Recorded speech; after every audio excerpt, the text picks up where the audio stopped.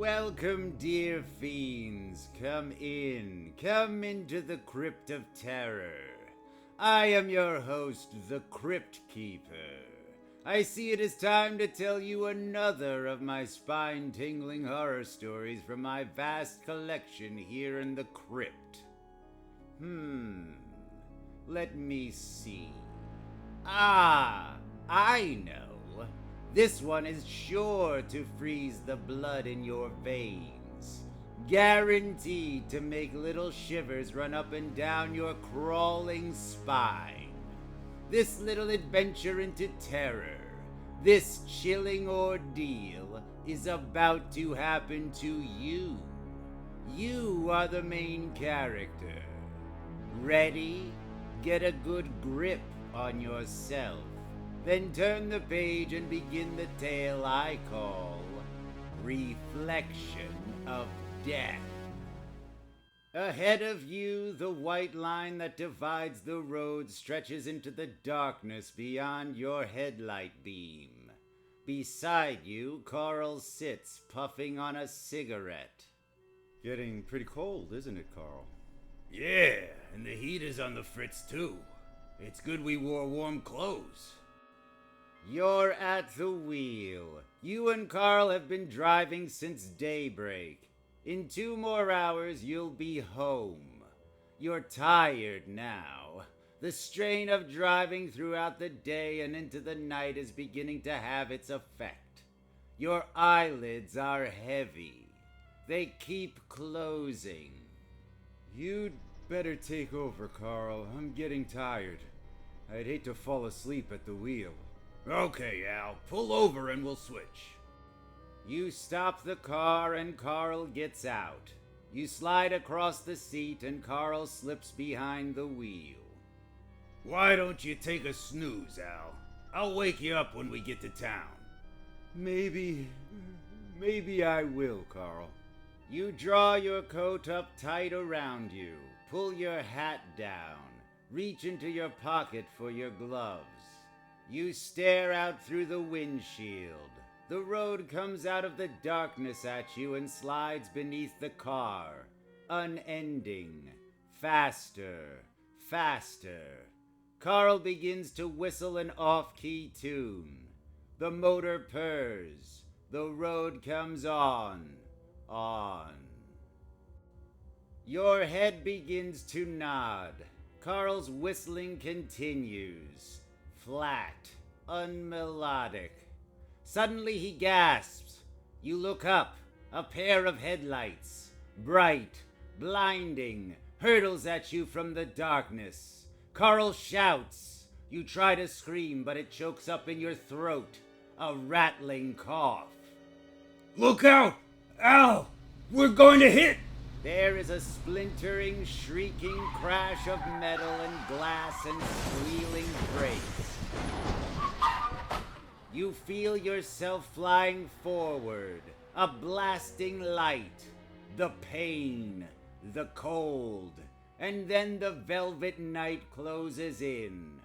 All is quiet except for a distant, far away whimpering. The blackness is empty, eternal. You float in it, turning, twisting, falling, then rising again. The pain is gone. Everything is gone. Only the darkness. On. Dark, black, empty. You open your eyes. Tiny pinpoints of light blink bright and dim before you. A leaf flutters, then glides at you. You are on your back, gazing up at the night sky. You raise your head and look about. You are lying at the edge of a road. You remember now, the headlights, the crash. There must have been a collision, but the wreck, there's no sign of it. You get to your feet. Your clothes are torn and dirty. There's a smell, a sickening smell. You look up and down the road. No smashed glass, no twisted metal, nothing. Just a road, clean, white, reaching into the night. A car is coming. You stumble out onto the concrete. You raise your gloved hand as the car bears down upon you. Its wailing brakes bring it to a stop. Crazy fool! Do you want to get yourself killed? You step close to him. You begin to ask him if he'll drive you into town, that there's been a wreck. Suddenly you see the wild look in his eyes, a look of stark terror. He stares at you and shrieks. Ah! The car meshes gears and roars away. You can hear him screaming. You cannot understand. Then you laugh to yourself.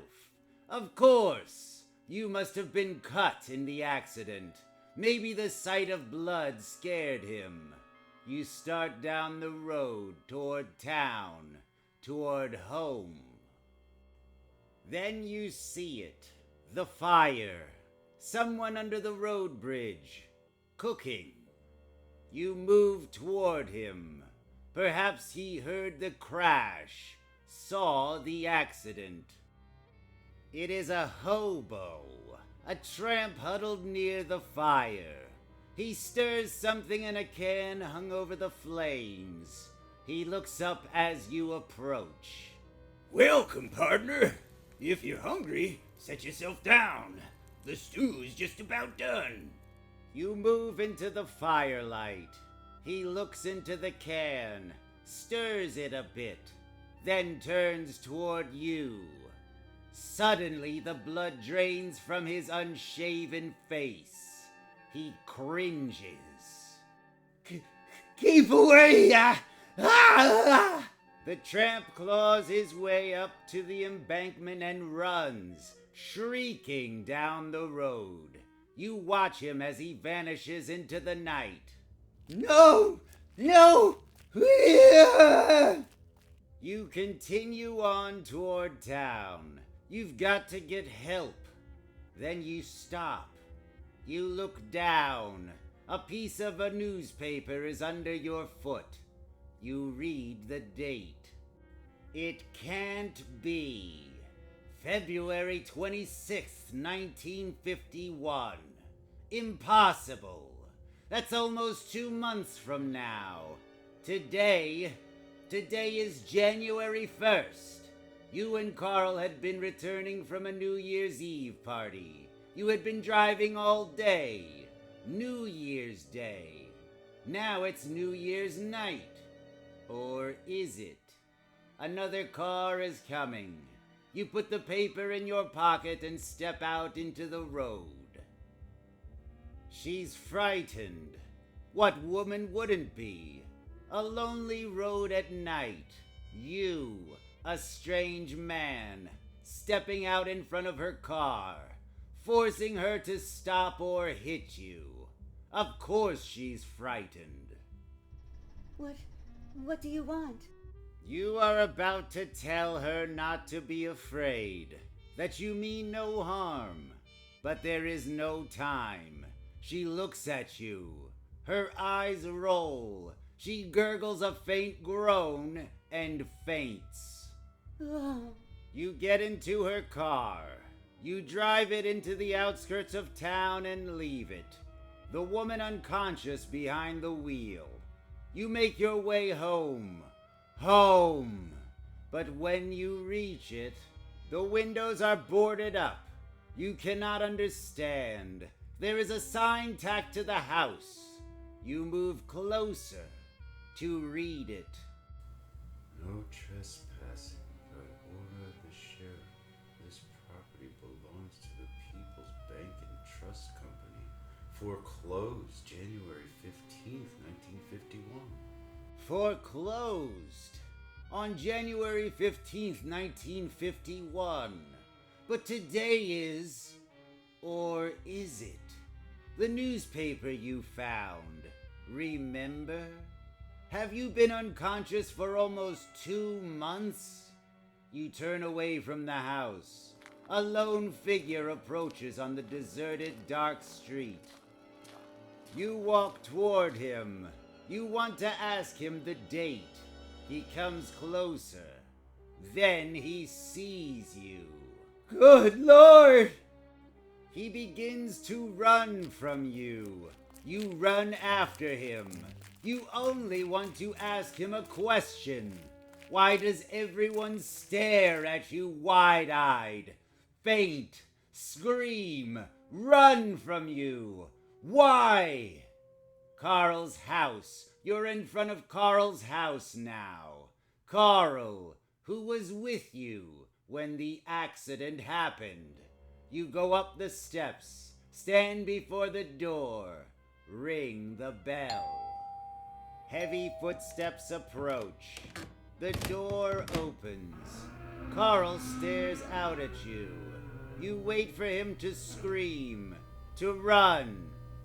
Wait for that look of horror. But nothing happens. Carl, let me come in. You've got to help me.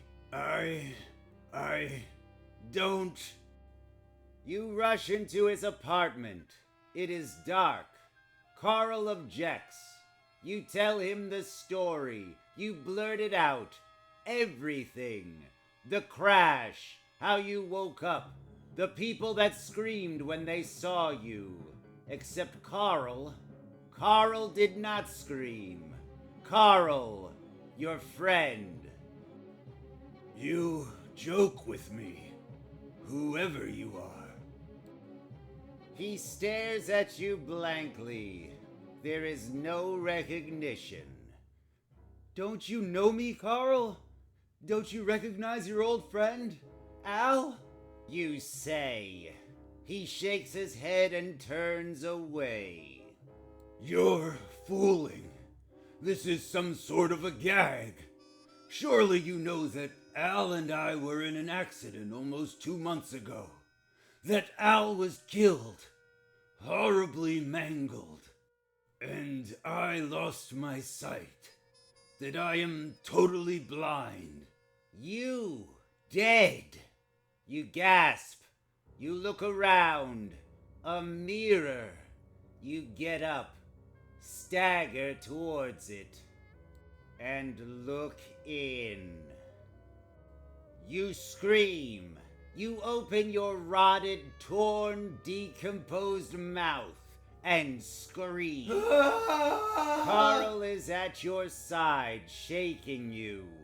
Shaking you. Al! Al! Al! Wake up, Al! You're having a nightmare. Huh? What? You look around. You're in the car. Carl is driving. You've been dreaming. Dreaming the whole horrible experience. Thank God. Thank God. For what, Al? My nightmare. I dreamed I was dead. Everything was so real. Thank God it was only a dream. Oh? Yeah.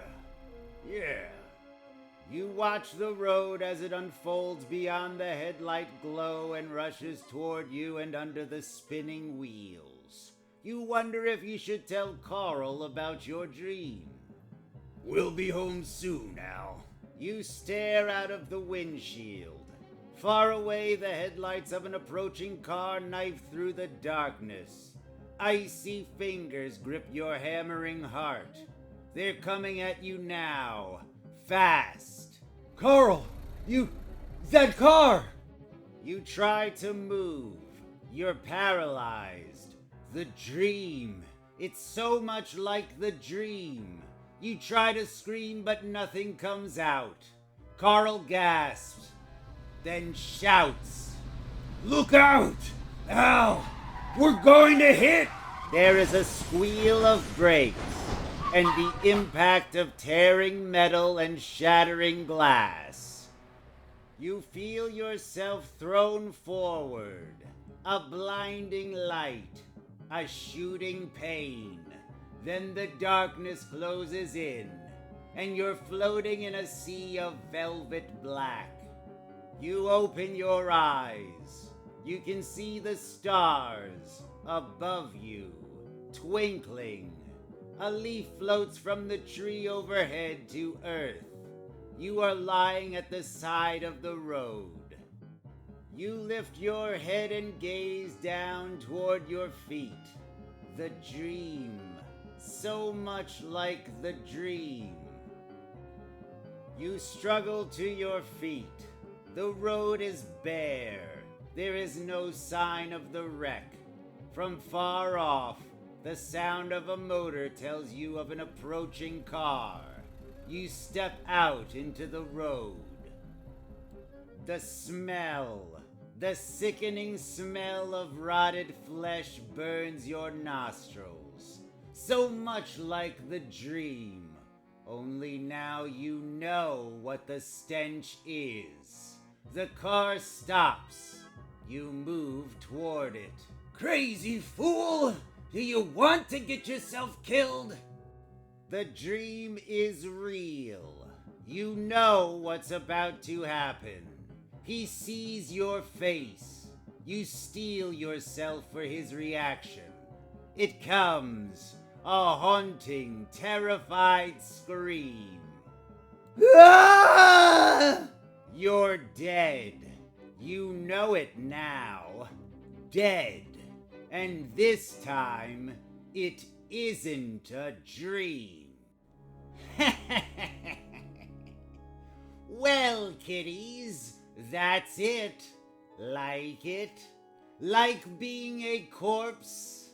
Well, you might as well get used to it. It's bound to happen. Eventually. Oh, come, come. Why the grave look? You've got time. Maybe you'll know it's coming by having a dream like poor Al in this story. If you do, you'll have something to look forward to.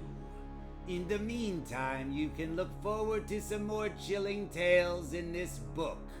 Compose yourself. Ready? Okay, then I'll turn you over to the old witch.